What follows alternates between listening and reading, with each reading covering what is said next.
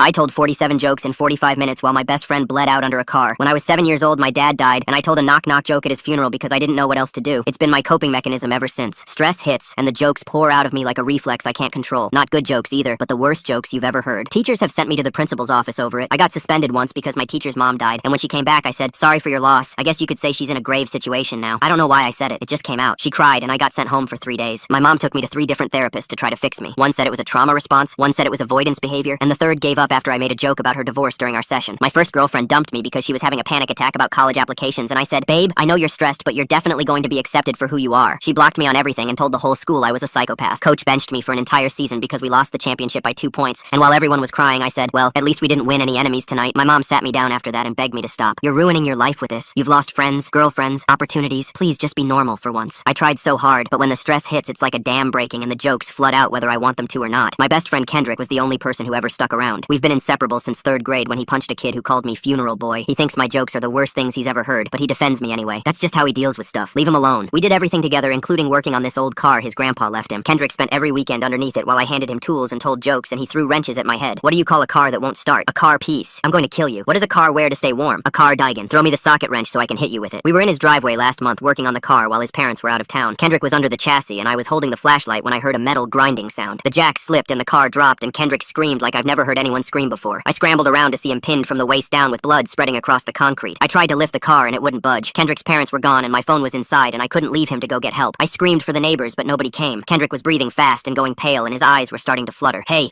stay awake. Look at me. It hurts so bad. I'm so tired." He was going into shock and I didn't know what to do, and then my mouth opened. "Hey, Kendrick, what do you call a car that falls on you?" His eyes snapped open. "Are you serious right now?" A crushing disappointment. "I'm literally dying and you're telling jokes? What's a car's favorite meal?" "Break fast. I hate you. I hate you more than I've ever hated anyone. Why did the car apply for a job? It wanted to quit being so exhausted. Please stop. I'm begging you." But his eyes were open and he was angry instead of fading, so I kept going. "What do you call a car having an emotional breakdown? A total wreck. I will haunt you. I will die just to haunt you. You can't die. You still owe me 20 bucks. He was laughing and crying and screaming at me all at the same time. Every time his eyes started to close, I hit him with another one. "Why did the car see a therapist? Too many breakdowns. What kind of car does a sheep drive? A Lamborghini? That one wasn't even about the situation. What do you call a car with no tires? Literally your car right now. I'm going to kill you." 45 minutes of the worst jokes I've ever told, until finally a neighbor pulled into their driveway and saw us. She called 911 and helped me lift the car just enough to slide him out. I rode in the ambulance still telling jokes because I couldn't stop. The doctor came out 3 hours later and told me Kendrick lost a lot of blood. He said if Kendrick had lost consciousness, his blood pressure would have dropped and he would have bled out before help arrived. The only reason he stayed awake was because he was so furious about the jokes. His rage literally kept him alive. Kendrick has a permanent limp now, and a scar that runs from his hip to his knee. The first thing he said when he woke up from surgery was, "If you ever tell me another joke, I'll throw myself under another car." The second thing he said was, "Thank you."